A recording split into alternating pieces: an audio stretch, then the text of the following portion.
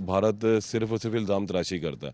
जवाब नहीं होता, हकीकत उसके पास कुछ नहीं होती। किस तरह से ये सारी सूरत हाल अनफोल्ड हो रही थी जब आप यहाँ पर पहले आए? मेरे लिए रहमान साहब ये बहुत ही शॉकिंग न्यूज़ थी। एक मैं इंकिशाफ करने जा रहा हूँ, मेरा ख्याल था कि शायद इस धमाके के बाद लोग अपने अपने घरों को चले गए होंगे और डर गए होंगे कि अब और मजीद को धमाके ना हो जाए।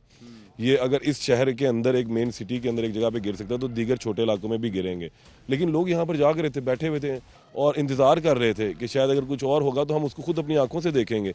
लेकिन वहाँ पर एक क्योंकि ये एक ऐसी चीज़ थी जिसमें फौरी तौर पर जो पैरामिलिट्री फोर्सेस थी उन्होंने रश किया, वो यहाँ पहुँचे और फिर लोगों का रश जो है यहाँ आने से मना किया।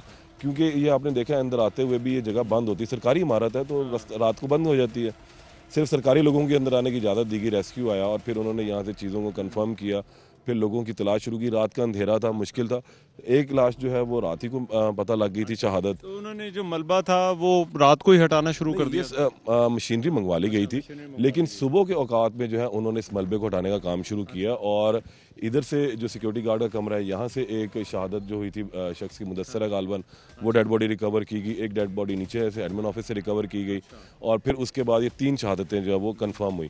सुबह के औकात में इन तीनों का नमाज जनाजा अदा किया गया और एक बहुत बड़ी तादाद थी। नमाज़ जनाजा इधर ही अदा हुई है इनकी? यहाँ करीबी फुटबॉल ग्राउंड में पाकिस्तान आर्मी की जानिब से उसके इंतजाम किए गए थे, क्योंकि ये एक बहुत बड़ा एजाज़ था इन 3 लोगों के लिए जिन्होंने पाकिस्तान के लिए कुर्बानी दी।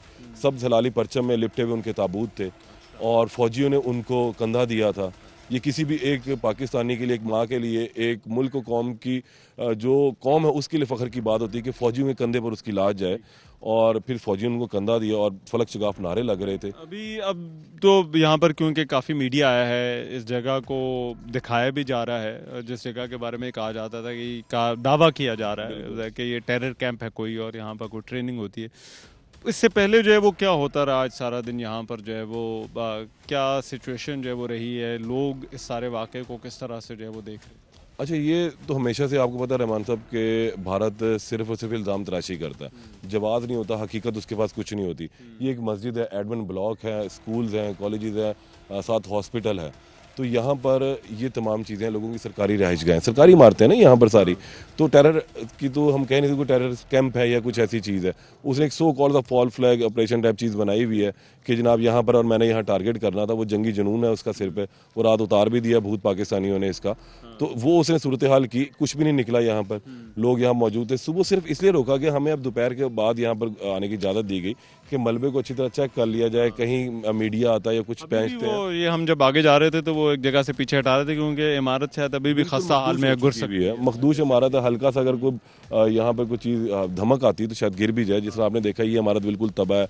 हमारा एडमिन ब्लॉक जो देख रहे हैं वो भी बिल्कुल तबाह हो चुका हुआ है। तो इसलिए रोका गया, क्लियर कर लिया गया, लोगों की बॉडीज चेक कर ली गई कि अंदर को मजीद लोग तो नहीं है।